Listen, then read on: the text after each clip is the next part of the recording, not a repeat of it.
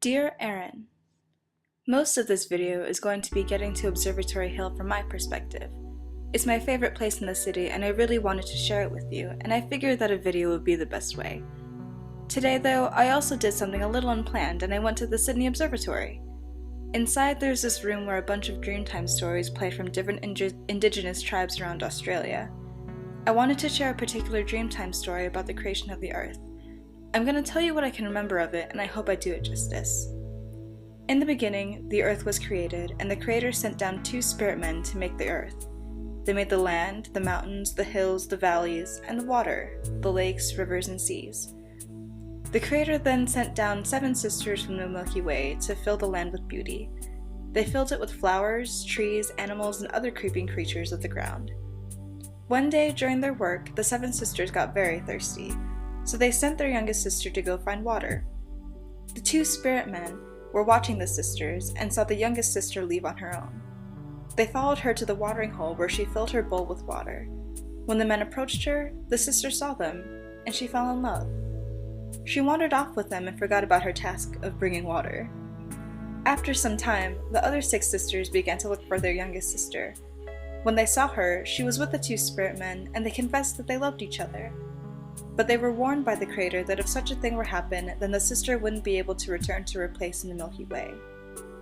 So when the work was done, the 6 sisters returned to the sky, and the 7th sister remained behind on Earth. She and the 2 spirit men became the first inhabitants of the land, and when their offspring grew in number, they raised them with a set of rules that always treated the land and stars with great respect.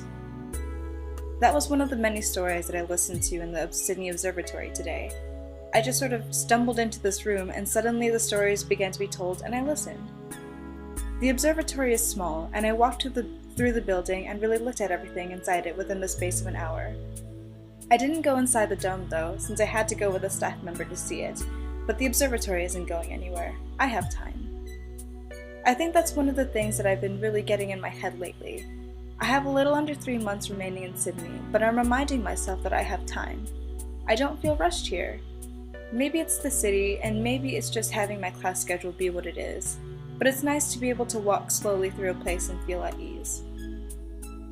Another thing that's been going through my head is how everything is simultaneously so big and so small. You are just under 10,000 miles away, and yet the sun is almost 93 million miles away. It may feel like we're far from each other, but we are so much closer in the scope of all of time and space. And thinking about this reminds me that I am so lucky to be here, in this time, in this place, living this life. Sometimes I feel like I was shot from a celestial cannon that placed me in a moment in time and space, and there are some moments where I feel like I was off target somehow. But days like these remind me that I'm right on point. This rather shaky video of going up to the hill and seeing the bridge and getting this view of the harbor from this amazing point in the city cannot accurately describe how incredible it is to be here. This really is an amazing city. I miss you, and I will see you when I see you.